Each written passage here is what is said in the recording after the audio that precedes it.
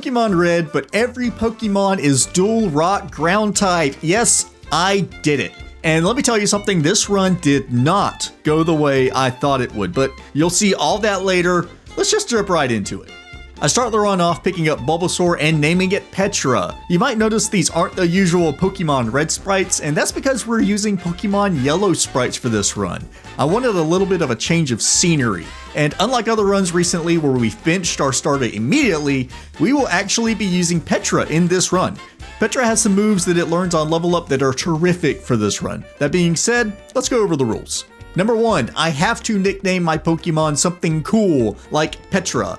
Number 2, no items or healing in battle. Number 3, I can't teach TMs or HMs to my main party other than Gym Leader TMs. And number 4, trade evolutions evolve at level 50. This is the rule set I use for all of my runs, and I noticed I missed it in the last couple of videos, so I wanted to be sure to get it out of the way for this video. I trade up Petra in Viridian Forest until it learns Vine Whip at level 13. Vine Whip might seem innocent enough, only having a base power of 30, but when we take into consideration everything in the game is 4 times weak to it, that base power of 35 grows to a massive power of 140. Tie that in with Bulbasaur's better than average special, and Pewter City's gym's Pokemon having lower than average special. Needless to say, we one-shot all the Pokemon in here, which I guess Brock is just vanilla Brock, so that was really no surprise. And shortly after Brock, Petra evolves into Ivysaur. Moving on to Mount Moon, I do not pick up the Magikarp from this benevolent salesman. Would this Magikarp and eventually Gyarados be a good addition to the team? Probably, but it would be such a pain to level up since its earliest attacking move is Tackle at level 15. I could teach Gyarados Bubble Beam once it evolved, but it's such an experience sponge, I decided against it. Getting to the fossils in Mount Moon, I know I want a water type user on the team later on, and Almastar would be a really good addition, so I'll grab it just in case. Making our way into Cerulean City, Petra quite easily takes out the 2 trainers in Misty's gym, and we're at level 20 now. Let's take her on and just see what happens. Staryu immediately takes us down to almost half, and Vine Whip does not one-shot, so I think we lost, yeah. But now we know. We're not going to fight Misty yet, so let's take on Rival and get some more levels. Pidgeotto is not a one-shot, but it luckily didn't go for Sand Attack, so nothing was lost there. I did not fix Abra, but we don't see Double Kick, so maybe the run is blessed? Rattata comes out, Rattata goes down, and Charmander is a one-shot, making Rival incredibly easy. Honestly, I don't see Rival being hard in this run at all, except for maybe his Gyarados. His Gyarados, unfortunately, knows Hydro Pump very early on, so that's going to be fun to try to get past. Moving along Nugget Bridge, I almost learned Poison Powder over Vine Whip, which would have been terrible, but luckily I stopped myself just in time to avoid that awful, awful fate. We show up at Bill's house and he gives us the SS Sand ticket that he found laying in some dirt outside, and we make a beeline back to Misty to try this fight again. The Staryu still outspeeds us, but we one-shot it this time. Starmie comes out and does not finish us off with Bubble Beam, which gives me a little bit of hope for this fight.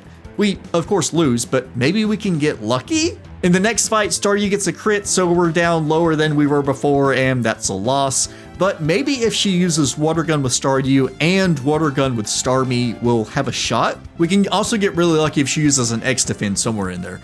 So let's just try one more time. Staryu doesn't get a crit this time and goes down in 1.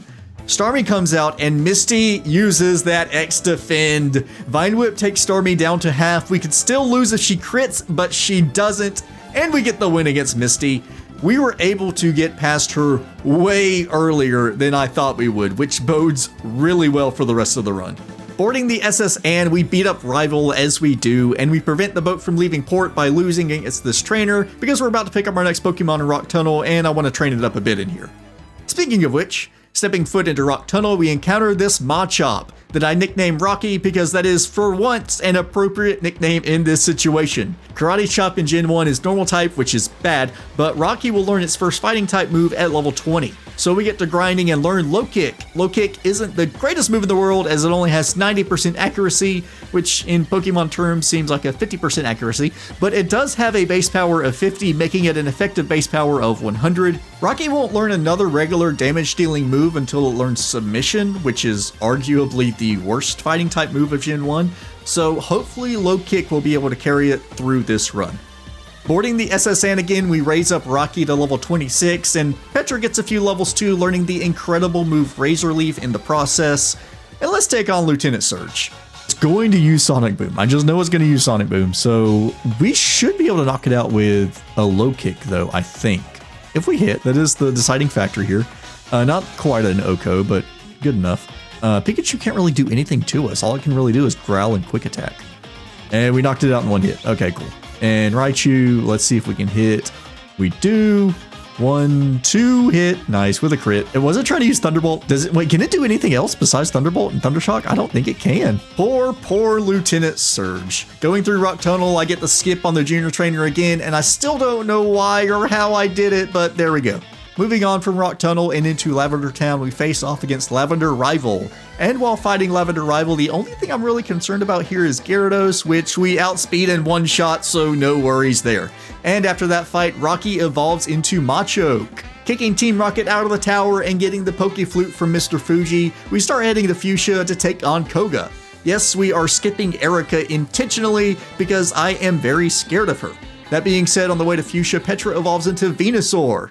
So let's take on Koga. We're literally one-shotting his whole team. I'm calling it. This is what we're gonna do. Okay, maybe not now. I guess we'll see what happens. Oh, Muck lived on 1. Okay, Vine Whip. Vine Whip does have a little bit more accuracy than Razor Leaf, and that matters with that smoke screen. Let's see if Wheezing may not be a one-hit. Almost. All right, do we live? We live. Nice, Koga's down. I'm very surprised smoke screen didn't cause more havoc. Poor Koga. With a soul badge, we can now surf and go get our last team member, and it's not going to be Ulmanite. I have the Helix Fossil, but I decided on catching a different Pokemon for this team, this Seal. I actually was looking for a level 38 Dugong, but we'll take this too. For those of you that are absolute wizards with encounters in the vanilla game, you might notice that encountering a level 38 Seal shouldn't be possible, and you'd be right if this was the base game. This was the second time the encounter rates from Speed Choice have been noticeably different from the vanilla games. It's something that I might look at changing later on for my runs if it becomes an issue, but for this, I was catching a level 38 Pokemon anyways, so no harm done. You'll notice I named Seal Dirt. I figured if the devs came up with the incredibly witty name of Seal, I should give it an equally witty nickname. Taking Dirt and the rest of the team back to the mainland, we head over to Silph to start training up the team a bit. Dirt evolves into Dirt Gong, we get everything up to level 38 and 39, and I completely forget about Erica, so let's go battle her real quick. She could be incredibly scary with her Victory Bell that knows Razor Leaf, but it ends up being a 2-hit with a Sleep Powder Miss. Tangela is a 2-hit with a Constrict, but it can't do anything anyways, and Vileplume gets a Mega Drain off in between low kicks, but goes down in 2 as well. I probably could have fought her a lot sooner, but that Razor Leaf scared me too much. Going back to Silph, we get the team up to level 40. Let's take on Silph Rival. So for this battle, I'll have Rocky out in front, and I want to see how far we can get in the battle with it. Specifically, if Rocky can take out Rival's Gyarados. If Rocky can do that, we have absolutely no worries for the rest of the run. I'm concerned about Gyarados, but really that's the only thing I'm concerned about. Pidgeot can't do anything. When does Gyarados come out? After Execute? Execute probably can't do anything. Oh, it hit. Oh, no. Oh, no. Okay. We have to... Let's swap into Dirt. And let's see. Oh, you would. That is so cheap. All right. Gyarados, how bad does that hurt? We lived? It lived? Okay, we know we live a Hydro Pump from Gyarados. At least if it's lower level than us. Once we get Elite Four, I'm not sure. I guess we just need to keep a good level on us. Charizard's not gonna be a problem. Alakazam wasn't a problem. Charizard's not a problem. All right, we won. Nice. So, not sure we learned much from that fight. Well, I guess we know Gyarados is still a threat, so that's something. Moving on to Giovanni, nothing much to say here. Everything goes down in 1 thanks to Dirt's doubly super effective moves. Well, except for Nidoqueen, but it's an easy 2-hit thanks to Guard Spec. Moving right along to Sabrina, I expected a little more resistance from her since her team has high special, But thanks to Dirt's own special stat, doubly super effective moves and crits, the first 3 of her team go down in 1, and Alakazam is a 2-hit only using Reflect, possibly to shield itself from how cool Dirt is. I almost forget grabbing Strength in this rare candy, but don't, and then make my way to Cinnabar to take on Blaine's gym. While fighting the trainers, Petra learns Growth that we replaced Poison Powder with. Maybe this will come in handy later? Alright, Blaine time. I'm already calling it. One shot. Everything except for the Arcanine. I'm being strategic up here. I'm being smart. And Rapidash is going to outspeed and use Fire Spin. Because of course it does. That's just Rapidash. Thank you, Rapidash. Very cool. Please don't flinch. Nice. Crit, I don't know. May have mattered. I'm not sure. Let's see. Bubble Beam. Did Blaine try using a Super Potion? He just knew he could not win. And we got the one shot. Poor Blaine. Finishing off the gym run, we head back to Viridian to take on Giovanni. His team should be easy enough to deal with since they all have really low special, but Dugtrio does have some speed behind it, so let's see what happens. We send out Dirt against his Rhyhorn, which of course is a one-shot. Then Dugtrio comes out and does in fact outspeed and uses super effective Dig, which does almost 2/3 to Dirt. But then Dugtrio goes down in 1, and that's pretty much the fight. Everything else goes down in 1, and the gym run is done. Moving on to Viridian Rival, I want to try Rocky out in front again and see how far we can get. Rocky knocks out the Pidgeot, Rhyhorn, and Execute with no real issue, but then Gyarados connects with Hydro Pump, and poor Rocky definitely can't live one of those.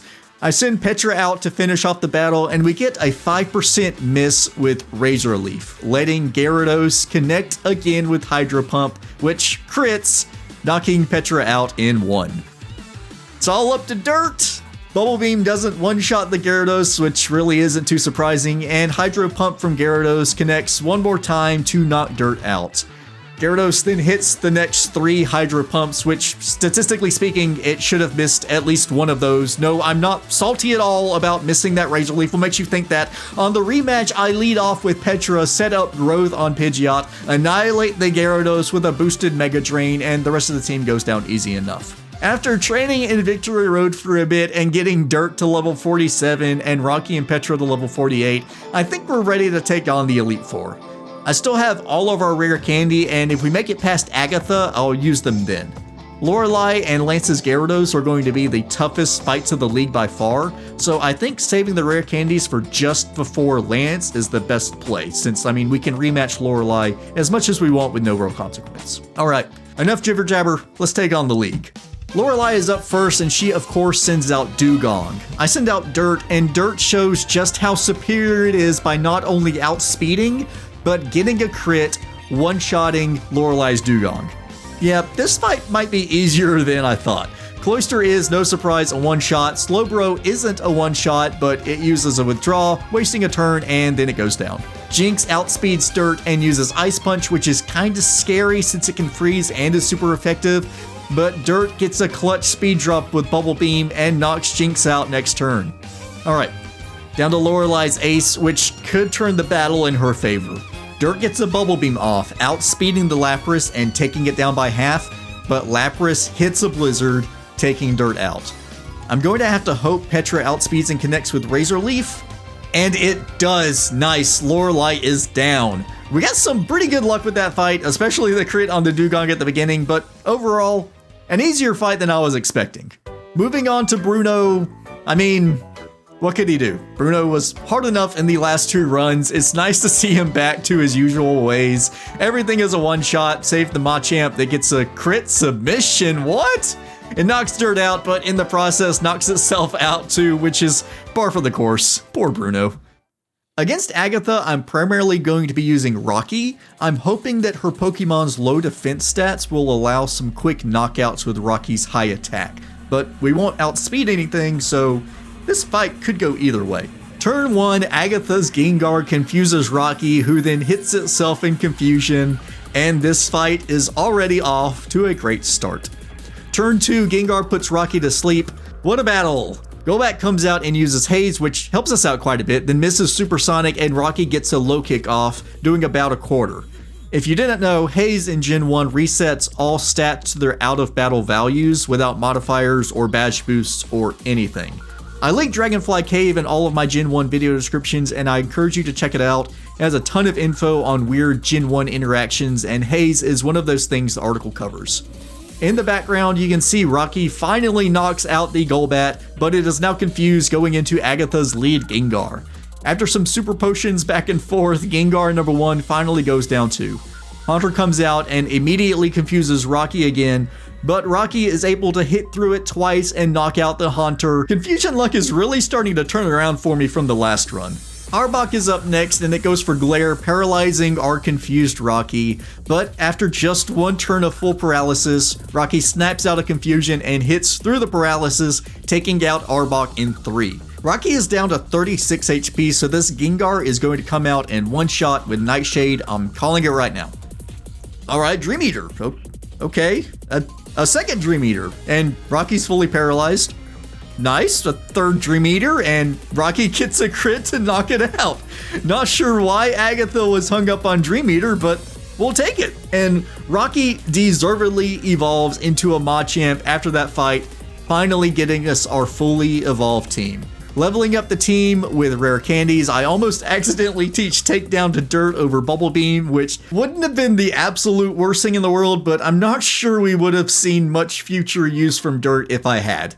I do teach Submission to Rocky over Karate Chop though. That was on purpose. Alright, with Petra at level 53 and Dirt and Rocky at level 52, it's time to take on Lance. And we're just gonna win. I'm calling it now. We're just gonna win. Gyarados is gonna go down here. Yes, all right. I think that's the game. I think that's the game. As long as we can beat Champions Gyarados, that's the win. And Aerodactyl will probably outspeed, but it can't do anything. All right, we missed a Razor Leaf. All right, so oh well. I mean, we're still winning. As long as Dragonite doesn't like do some crazy. Oh yeah, Dragonite doesn't even have anything good in this in red. All right, we just win. And I'm not even gonna heal. I'm not even healing. We're just going in. We're just going straight into champion because we got this. We got this growth all the way up. And well, no, we'll save some. We'll save some growth. Mega Drain coming in so clutch. All right, that was a crit. I mean, that's not bad. Alakazam didn't even do anything. Redon goes down in 1. Do we want to learn Sleep Powder? No, we're not learning Sleep Powder. We're not doing that. We just need to win. All right, knock out the Gyarados. Not a crit, no. But we have all those growths behind us. All right, Gyarados is down. All right, Charizard. You already know what we got to do. We got to do submission. We have to. Almost knocked it out. All right, it's gonna be a 2-hit. All right, Charizard's down. Champion's down.